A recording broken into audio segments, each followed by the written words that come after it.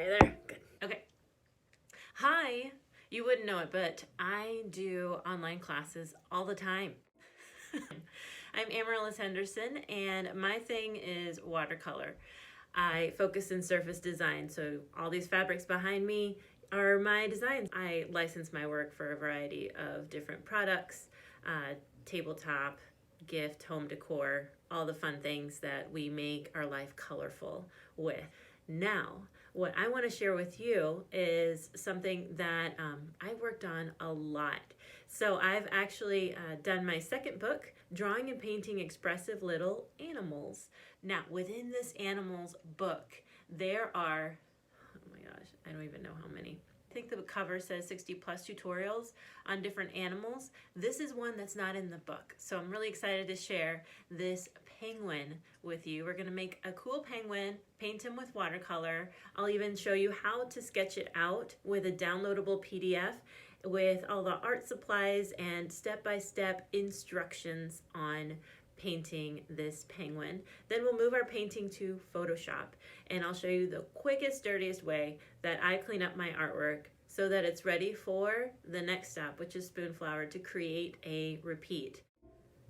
It's that simple. I'm really excited to show you this cool guy. If you want to keep painting more animals, the animals book is on Amazon. You just search for my name, Amarilys Henderson, and it'll pop right up, and you'll see how fun it is, how easy it is. Within half an hour, no speeding up, you're gonna see how we create this penguin from a white page to a repeat fabric pattern. Let's go. So here is my penguin. He is all drawn out on Canson watercolor paper. I like this inexpensive brand of paper. It's 140 pound, and you can get it for under $10 at most big box stores. Pretty amazing. Here's the drawing, the sketch that I use just to kind of warm up.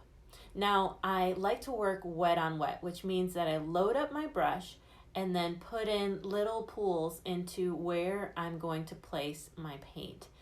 What makes this so wonderful and amazing is that then I drop in the paint and it just kind of bleeds in. If you have ever been taken by watercolor painting on Instagram, it was probably using this method where you create this pool, this beautiful area where you can drop your paint in, especially if it's a fluid paint. It's definitely gonna move around beautifully.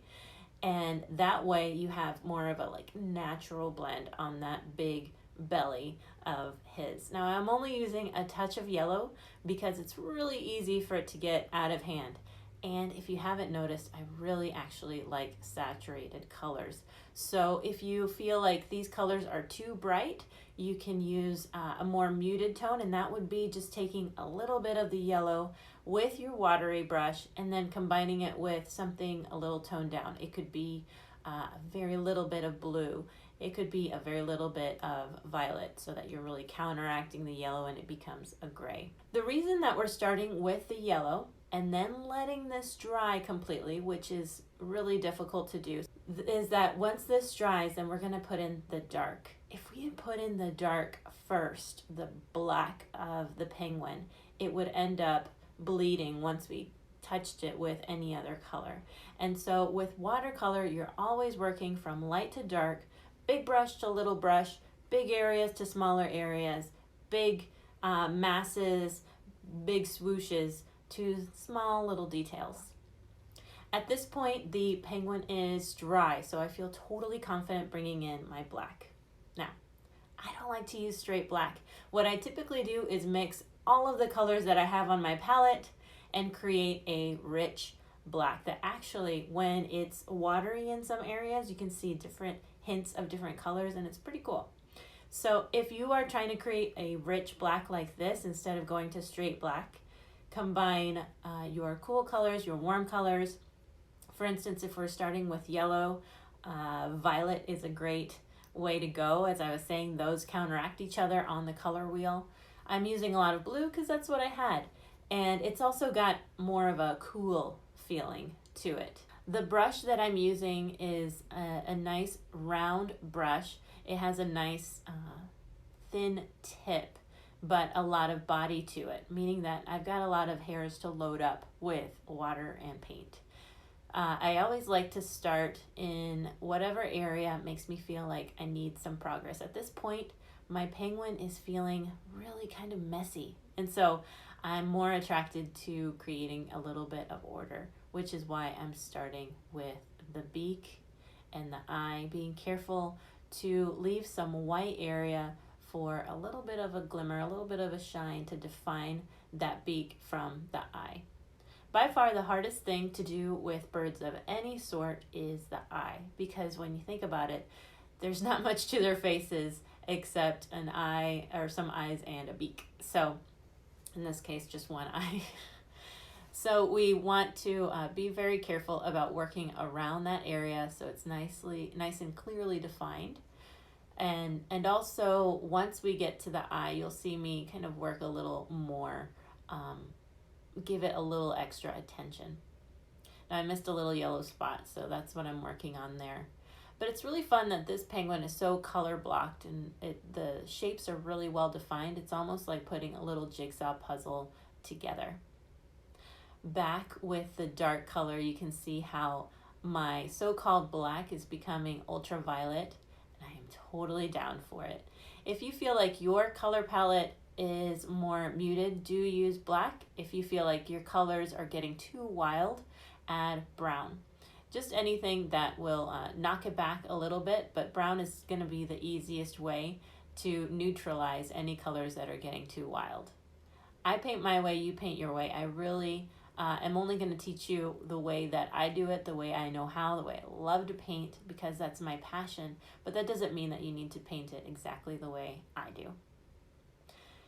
As I fill in all these dark areas and I have a little bit of a dry area coming up to a wet area, I need to be careful to blend them just a little bit. If you feel like you have an area that's dry and it's coming up to a wet area, and you can really see that ridge of where those are connecting and it doesn't look natural, all you need to do is to load up your brush with a little bit more water and it will reactivate the paint that is dry. So something wonderful about watercolor, and it tends to be a little bit of a misnomer, it is not a one-shot deal. You can rework watercolor, you can fix mistakes, and you can layer.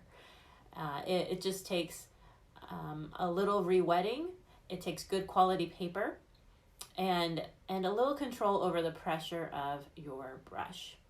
Now I feel like I'm throwing a lot of lessons at you. It's just that I could spew watercolor talk all day long, but pressure when it comes to painting is really important. It's basically, your brush is an extension of your hand. And so as your hand moves, so your brush should. And so the more that you paint, the more you'll be able to control your brush strokes and feel like this brush is truly an extension of your hand. When we apply it gently to that middle part, the tip will just follow nicely, and it's kind of a little play on control. If you paint with watercolor at all, you totally understand that to some extent, this is a partnership between artist and medium, and what the paint brings to the table is all its own. So sometimes you'll be surprised with what you end up having as a final product, and that's okay. If you love watercolor as much as I do, you'll be all right with the final result. But do realize that, yeah, sometimes it has a mind of its own, and to kind of accept that and enjoy it. I'm going to finish up these dark areas, including the feet. The feet are really kind of funny, to be quite honest. I've done a lot of birds, and you can see them in a book that I compiled from my challenge to myself to paint a bird in each of the Dr. P.H. Martin's paint colors of the Radiant Saturated line. And the feet are definitely something that kind of fall behind. I later created a class. If you'd like to head over to Skillshare to my profile, you'll see it. It's called Color Birds. And I show you how to paint a few different birds. But I ask that you not diss me for kind of glazing over the feet quite quickly. All right, now that my dark areas are dry, I've loaded my brush up with even more of that dark paint to bring in even darker areas. So if you went too rich on your black and you really don't have anywhere to push further, that's okay. You can add a little water and lift the paint up with your brush, or you can leave it as a flat dark. And really, when you look at a penguin, you just see dark and some light glares of like the sheen of their coat. And we can bring that in later. I have a watered down application of my dark at this point to create just a little bit of texture. At this point, I'm really enjoying the little things that I notice in the penguin's coat, bringing in a little bit of patterning in the texture. The way that I approach texture is kind of in a structured, patterned way. That's probably just the influence of design in my work as an illustrator.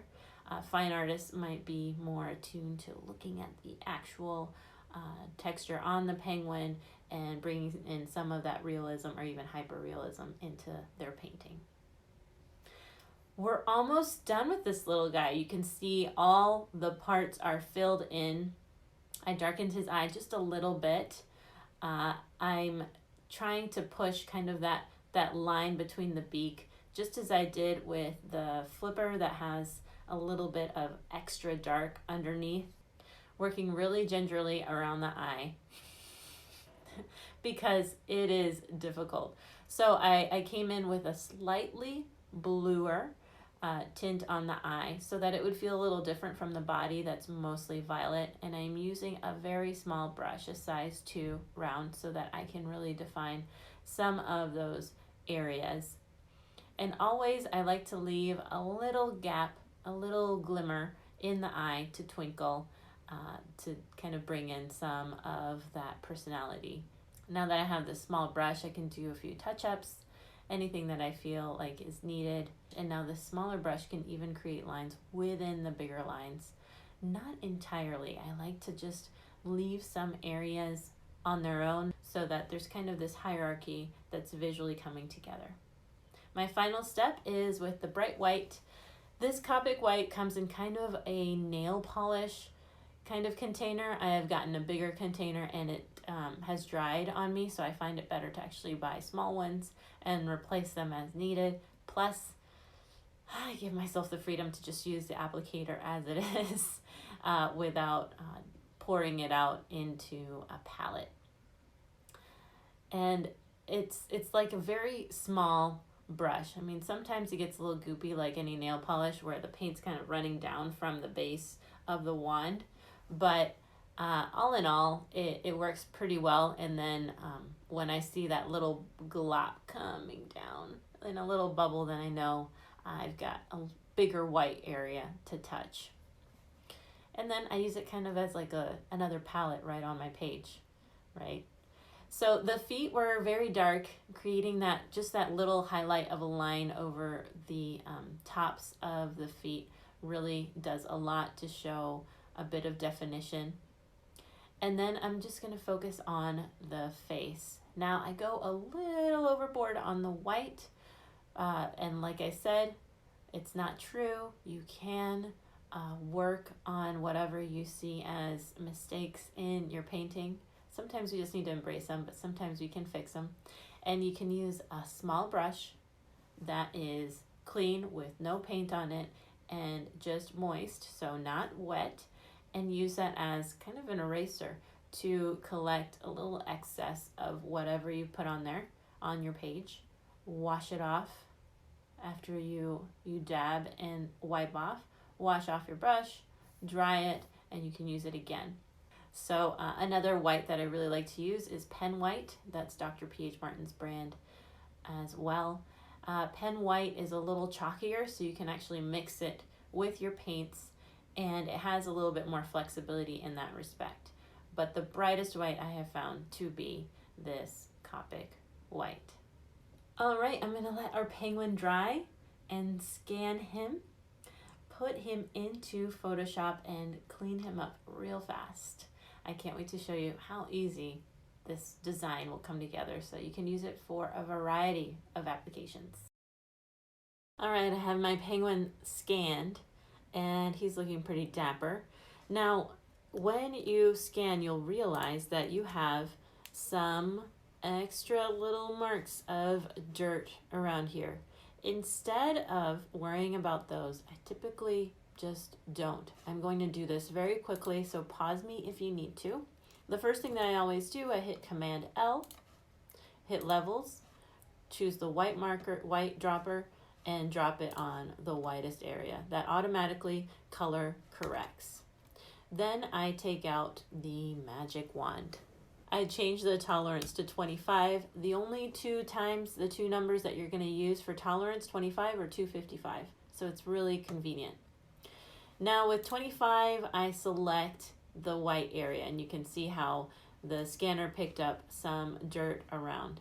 Now I'm just going to look for the selection, picking up on anything that doesn't need to be as part of the selection, and that typically happens right on the corner on the edges. If you are working with something that is much higher contrast, you can increase the tolerance to be a bigger number, but for the purposes of simplicity, I'm going to keep it to 25 and 255. I'm going to double click on my layer so that I can delete. And just to show you what may have been left behind, even though it looks so pristine, I put a stroke on that just to show you don't need to do that. With the magic wand, again, I change the tolerance to 255, and I make sure that contiguous is clicked. Now that contiguous is clicked and I clicked on just my penguin, this is all I want. So right now I can either select the inverse and delete that, basically delete everything that's not selected, or I can just hit cut, Command X, and paste, and there I have my penguin. This layer is now all the other dust and things that we really don't need. I can hit delete and delete that. And now I'm going to crop my penguin in to just be the penguin, so it's nice and easy for us to make a pattern with him. Something that I like to do to make sure that I crop it just right and don't like crop off a little bit of his beak or whatever is I hit Command and then click on the layer. So now my penguin is selected. I hit C for crop. Right now it's at V for arrow. C for crop, and it'll come in just right there. It's perfect. Hit return, and we've got our penguin. Create a background layer. Just added a quick layer and put it underneath the penguin. Double click on your colors and select whatever color you might like for your penguin. I'm going to give him a green screen. Isn't that weird? The reason is that then I know that in Spoonflower I can change the background color. So if it's a gaudy color that's not part of my art, then I can select it, or the Spoonflower bot, what have you, can select it much easier. So I chose that green. Now I'm going to hit Alt Delete to fill that layer with that green. And now he's ready to go to Spoonflower. I can save him as a Photoshop file or as a JPEG just for flexibility, and he's ready to go into Spoonflower.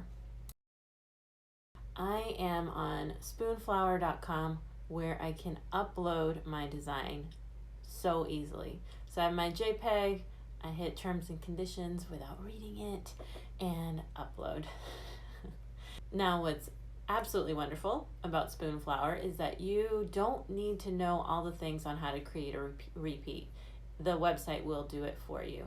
So it automatically goes to a grid format. You can see how they're tiled. You can do a half drop. You can do a brick. You can do these different types of repeats, basically how you're going to set your tile apart. Now I chose half drop because it kind of has a fun flow to our cool penguin. You can rename it. You can set it up for sale if you would like to. But what I really want to do is I just want it for myself. So all I want to do is to change that background color to be what I want it to be. And then I can have it printed and sent to my house to make whatever I want to make out of it. My first step is going to be to change that background color. Go up here to change colors. And what it'll do is it'll show you your existing art and you select which color you want to replace. I definitely want to replace the green. Again, it's very different, so it's not going to select any of my penguin. I'm going to try a couple of different colors. Yellow, didn't like that. I ended up with a nice cool aqua because we are doing a cool penguin. And I have my fabric ready to go. You can play with scale if you want your penguin to be this big or this big and repeat over and over again. That's up to you. Order your fabric and you're done. You can also make it wallpaper. This is not an advertisement for Spoonflower. I am just that excited about all the ways that I can tell you could just like do it today and have your penguin fabric shipped to you. It's so fun. Guys, I know that was quick. I know I threw a lot at you. If you are new to watercolor or really just enjoy it, I have I think it's 80 pages of free book for you to download where we go through the A to Z of different watercolor techniques. And what's really fun about this book is that if you start with the letter A, you're going to be in more of a beginner area with art supplies, and B for brushes and C for color. Whereas when we move towards W, we're working on wet, which is more of an advanced technique. So it's not only set up to teach you 26 different techniques to use with watercolor to grow in your practice, but also it builds on itself. And if you are good with watercolor and want to know more about creating repeats in Photoshop from scratch, go to my website, watercolordevo.com/learn. I offer a course called Pro where we create patterns, repeats patterns from our art in a traditional medium. It's been an honor to be with you guys. I hope you have fun this summer on your creative retreat time.